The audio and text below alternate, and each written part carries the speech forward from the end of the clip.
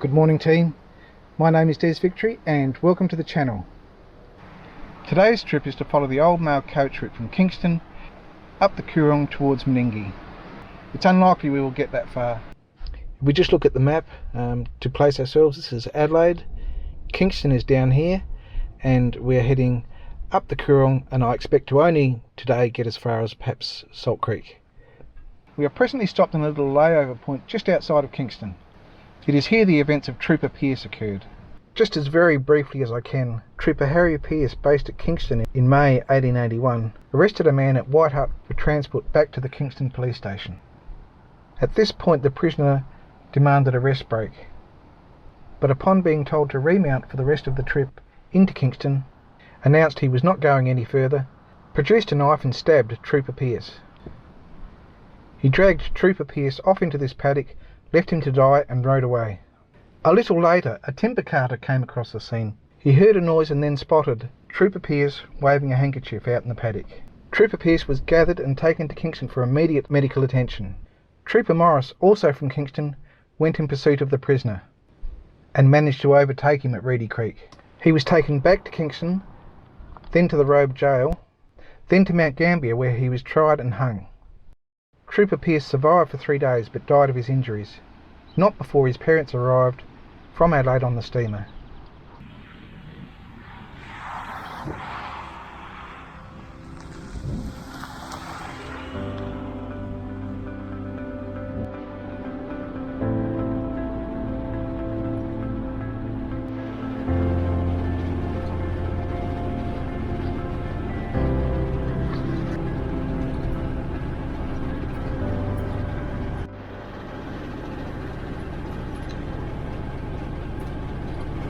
The main Coorong road in use today was only put in 1956.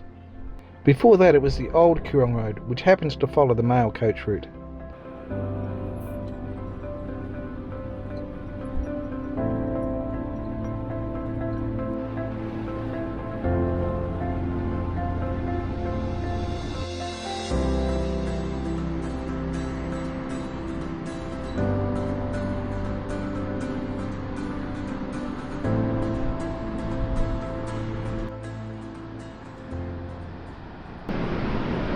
So these are a rock formation known locally as the granites.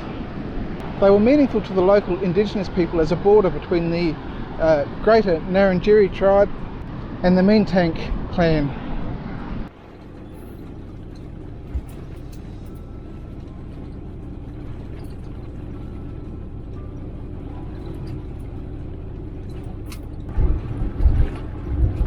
This road, depending upon which direction you're travelling, is either the old Coorong road or the old Melbourne road.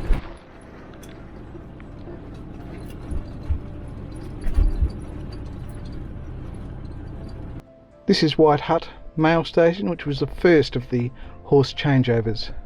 Later it became the homestead for John Gall's Dalkeith property. The hut is still being lived in today. Horses were changed roughly every 15 miles, necessitating the creation of stopovers and a combination. The mail coach between Meningie and Kingston ran at least 3 times a week. By 1880 it was every day.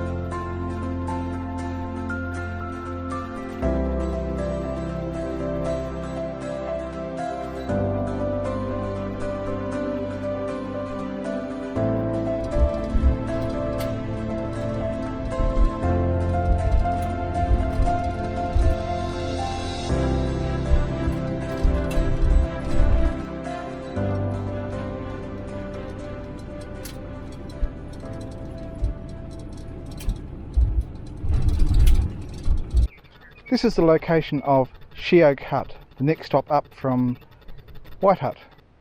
This wasn't a designated stop for passengers, but it was a place for a change of the horses. There was an ostler's hut and stables, and just up the way there was a well.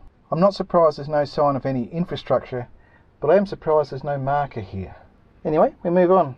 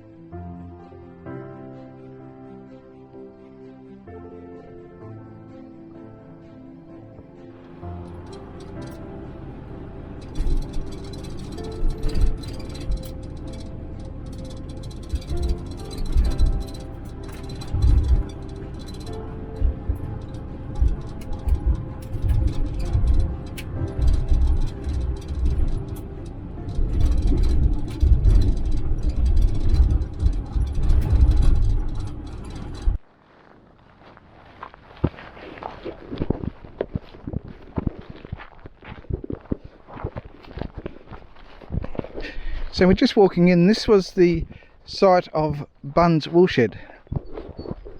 There's nothing here that I could find, which at one level is quite surprising. It was a quite substantial building. George Bunn had extensive sheep runs in this area in the 1850s. It is the same George Bunn that later had the Tintinara homestead, which we visited a few weeks ago on the Gold Escort episode.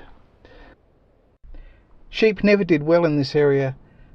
The soil has a copper and cobalt deficiency. The sheep grown in this area were often said locally to have coast disease.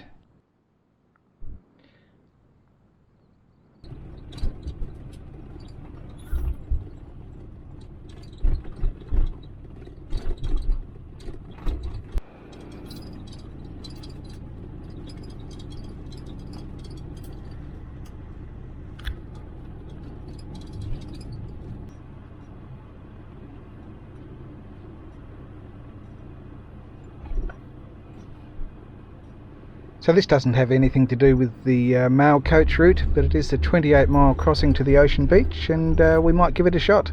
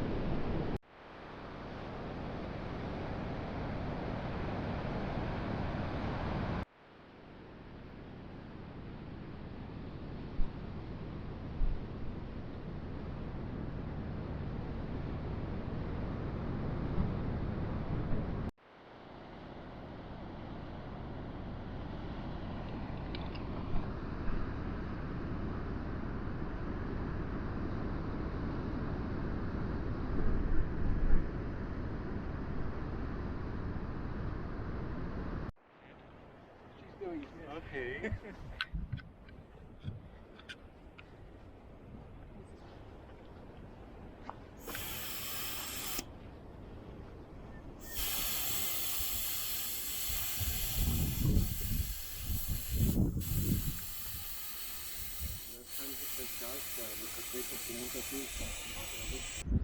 I mean, we luckily didn't even have a choice, so we had to park our car down there. We were not tempted at all to do it with these.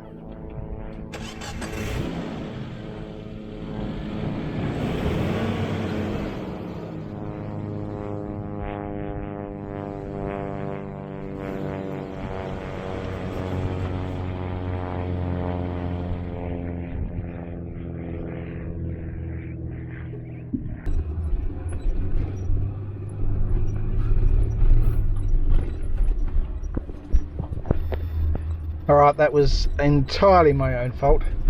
I was far too complacent. 28 mile is not even supposed to be a difficult crossing, and I'm carrying no recovery gear. Even the faithful old long-handled post-hole shovel would have made a world of difference to that experience. Anyway, we're out and we venture on.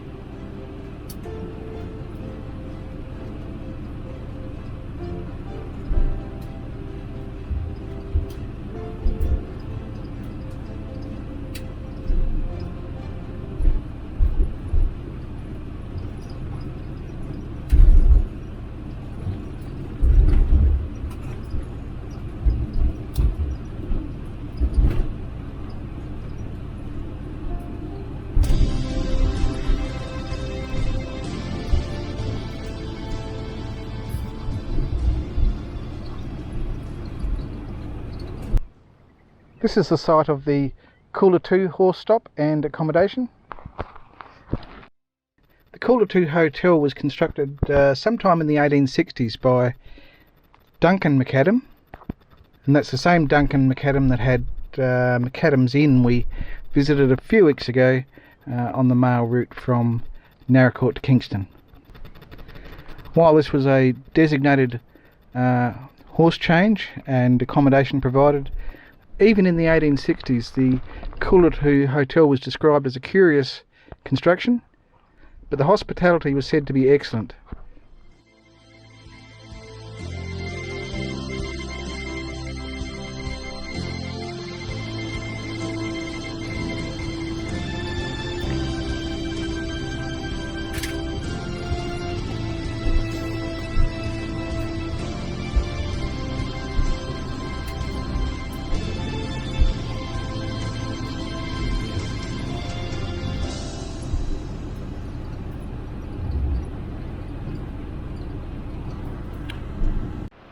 Just while we bump our way in here, this is the approaches to the wreck crossing.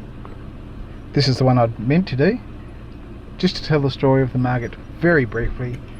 The Margate was a Norwegian registered full-size ocean-going ship carrying a load of 23,000 bags of wheat it had just loaded at Port Victor. Anyway, the Margate came ashore at this location. The ship and the cargo were a complete loss, but all the crew were safe.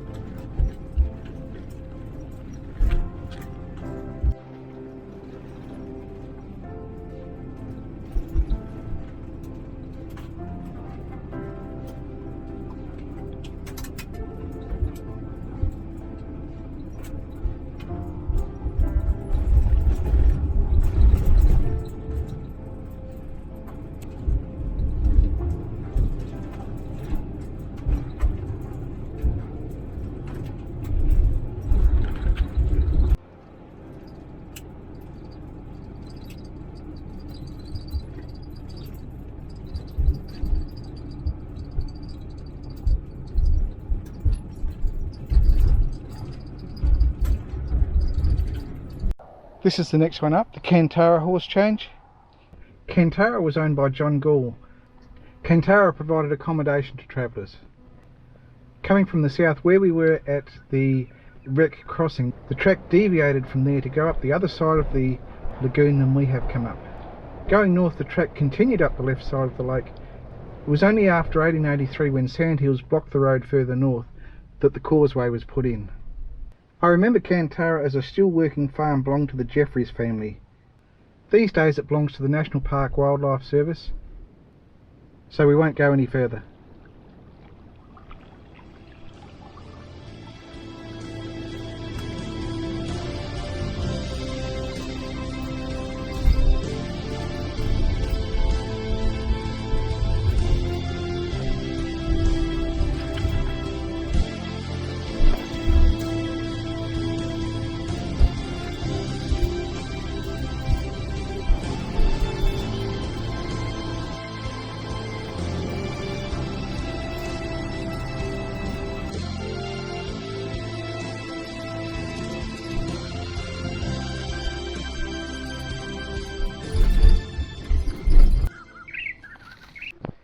Alright, we've come into the 42 mile crossing.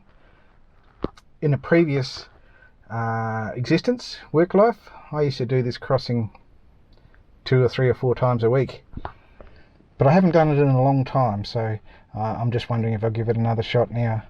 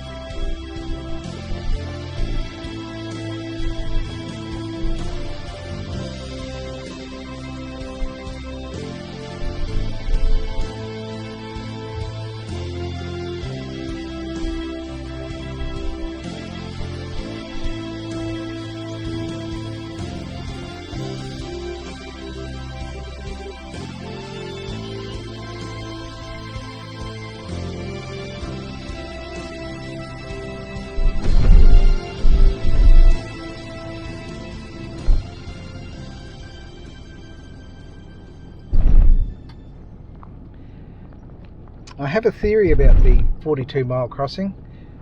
If the original coach route went up the left side of the lagoon, at some point it had to cross over. It is only a theory, but I think the 42 mile crossing is based upon the old coach route, which then brings them back to the correct side of the lagoon to continue further north.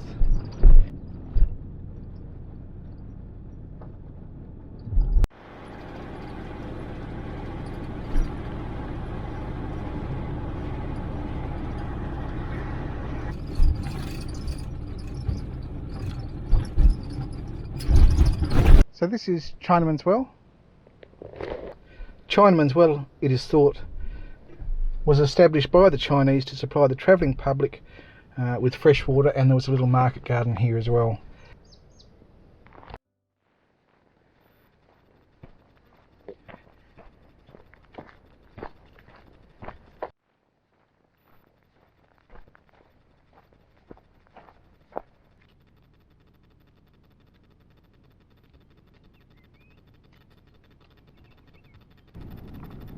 Okay, I just wanted to bring you to this spot. This is the lagoon side directly behind Chinaman's Well, and this was one of the access points for what the earlier motorists used to call the pipe clay.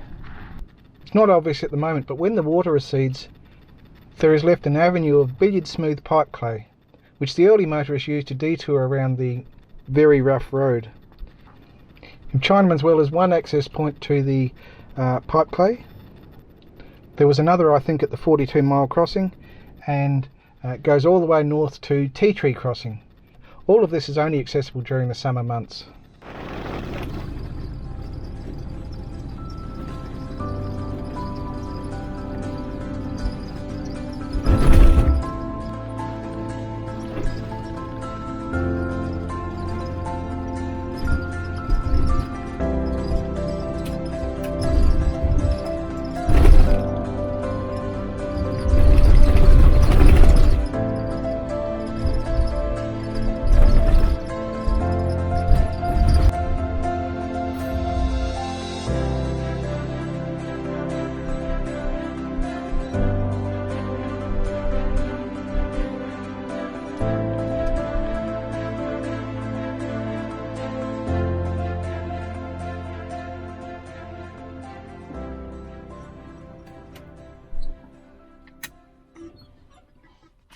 Just to restate the case of the pipe clay, this is the northern access to it, and again, if the water has receded, there is a billiard smooth road going south from here for many kilometres.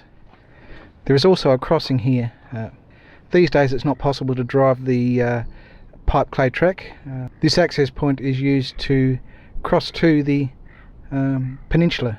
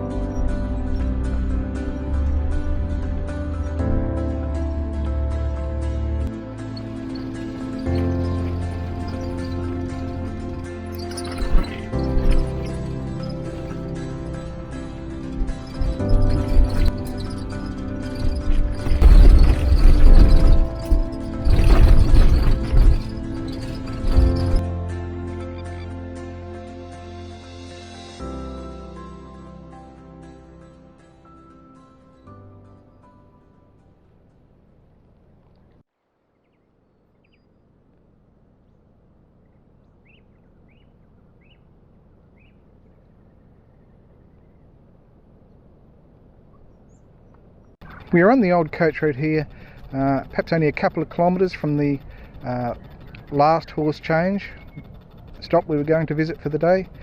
I don't think we're going to get there. We're losing light, so we might end this video here. I truly thank you for coming along today. I hope you enjoyed it, and we'll see you next time.